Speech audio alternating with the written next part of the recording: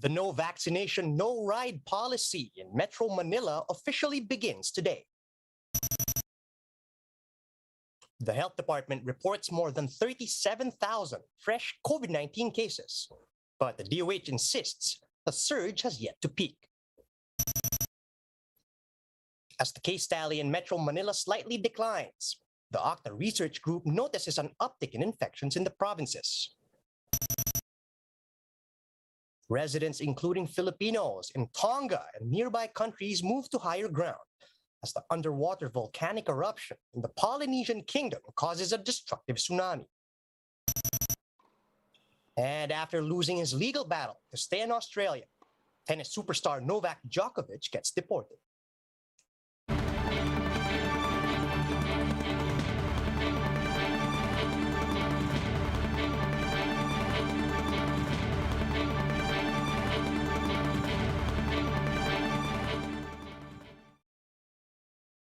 Fast, focused, and fearless. Here's everything you need to know as you jumpstart your day. I'm Charles Lejano.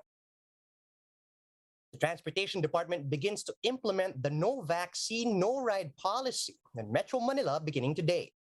But some drivers and even authorities themselves admit this will be difficult to enforce. Camille Samonte with the story.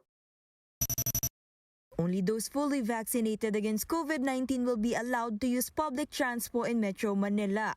Some PUV drivers have expressed concern amid the proliferation of fake vaccination cards. Bus driver Joselito Guanzon said his passengers will have to present their IDs to verify the legitimacy of their cards. May hinihingi po kami ma'am, ID. ID nila, bukod doon sa vaccination card, magkaparehas. Kapag hindi po pwedeng makasakay.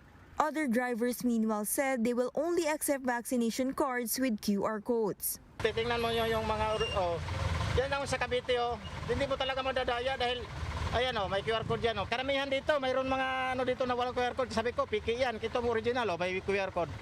Dapat ganon. But for jeepney driver William Celosha, doing a thorough check during their trip would be a big hassle on their part. Yun nga ma'am, kasi may mga piki.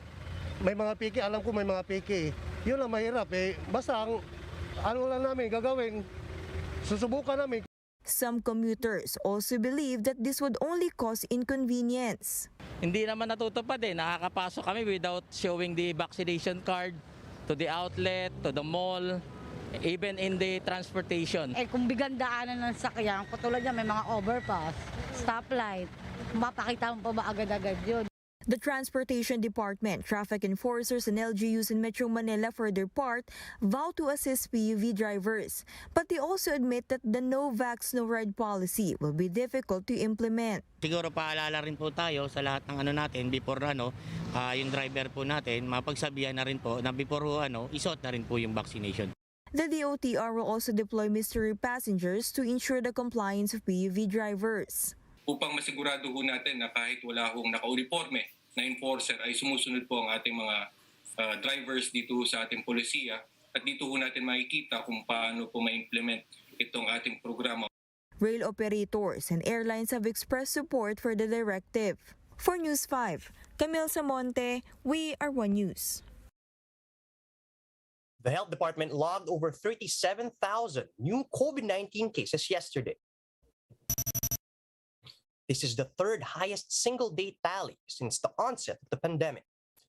Sunday's figures brought the caseload to more than 3.2 million infections, some 280,000 of which are undergoing treatment. The number of active cases hit the new record high for the fifth consecutive day at nearly 288,000. The virus killed 50 more individuals yesterday, pushing the death toll to more than 52,900. Survivors, meanwhile, are now at 2.86 million, with over 30,000 new recoveries. Despite the high daily case counts, Health Undersecretary Maria Rosario Vergeire says they're still not seeing the peak of cases yet. During the Laging Handa briefing on Saturday, Vergeire said that they expect the peak to happen by the end of the month, or the second week of February. The nakikita po natin base sa mga projections po ng ating mga eksperto na patuloy pong tataas ang ating mga kaso. We are not seeing the peak of the cases yet. We are still yet to see the peak, no, na baka po mangyari sa dulo po ng buwan na ito or even later, at nakikita po natin na maaari pang magdoble ang numero ng active cases natin compared to today by that time of February 15 po. The Octa Research Group says new COVID cases recorded yesterday turned out lower than their projections.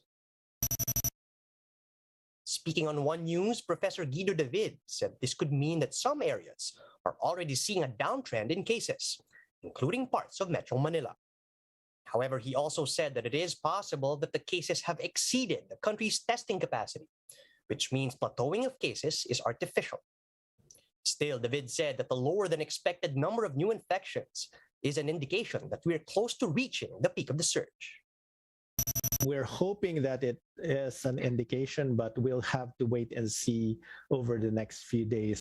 In the NCR, I think we could expect fewer cases. Again, it's not guaranteed. It may be around the same level, but I think today there's a good chance that we could be seeing just 60,000 cases. The group also warned that cases continue to increase in many parts of the country. And David said that even if cases peak in NCR, Calabarzon, and Central Luzon, the surge can still be prolonged. That would mean that the pandemic would be prolonged in the country, because even if we see a decline in cases in the NCR by February, other areas may still be seeing a rise in cases. So that means the pandemic may be prolonged to February or even March. Over the weekend, thousands of people flocked to the Smart Araneta Coliseum in Quezon City to get their COVID shots. JC Cosico has the story. That's not a line for a basketball game. It's for booster shot inoculations at the Smart Araneta Coliseum mega vaccination site in Quezon City on Saturday. Thousands trooped to the vaccination center, but others had to wait for hours just to receive their booster shots. Among them is Merlin Facun, who had waited for an hour before being ushered inside the Coliseum. Okay lang po para maboosteran, para po ligtas sa COVID. Jane Montero, on the other hand, spent at least 4 hours just to get vaccinated. It's been 6 months since she received her second Pfizer shot. Hindi naman siya mandatory, pero kailangan para, for your safety, for everyone's safety, ganun. Safety din ng mga tao sa bahay. But senior citizens like Leonardo Gamboa were immediately accommodated. Pang-protection. Saan po? Natin maaaring karoon ng sakit o lalo na ngayong pandemic. Maraming mga kung ano mga sakit ang lumalabas ang mga variant. Kaya naisipan namin na magpaturok na ng bakuna, Pfizer. The QCLGU for its part had this to say. Yung pong may mga confirmed booking, definitely meron silang bakuna.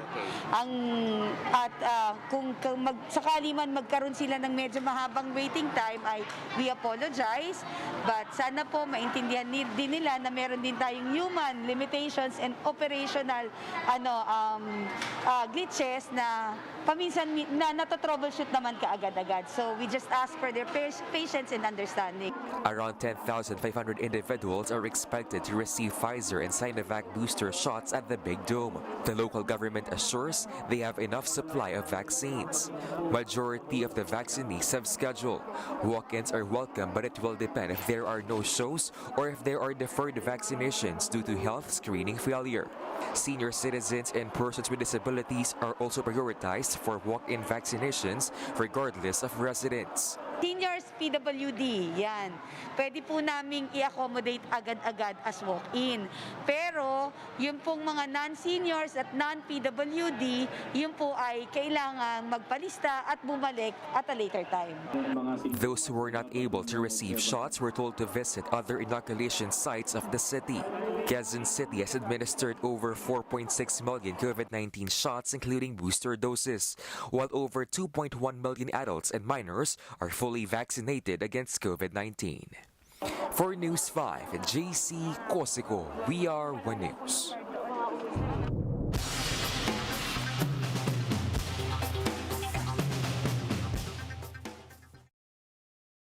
Significant damage to roads was observed in Tonga after a tsunami hit the island nation last Saturday. In its initial assessment today, Australian authorities said there are no reports of any mass casualties in the island. But the area remains largely unreachable over the weekend, with telephone and internet links severed by large waves. In a statement, the Foreign Affairs Department said residents moved to higher ground when communication systems were disrupted. Based on the DFA's data, there are about 87 Filipinos in Tonga, 300 in Samoa, and 400 in Fiji.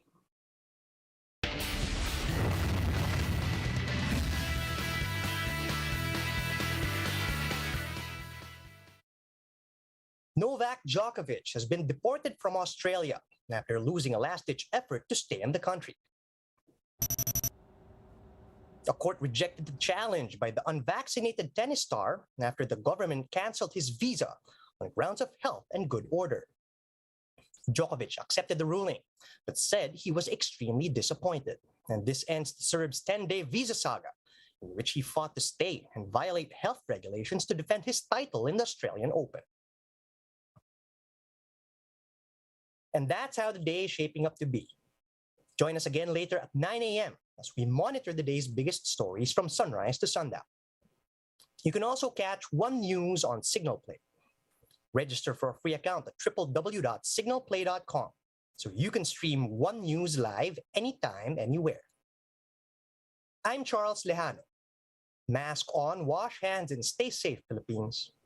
We're One News.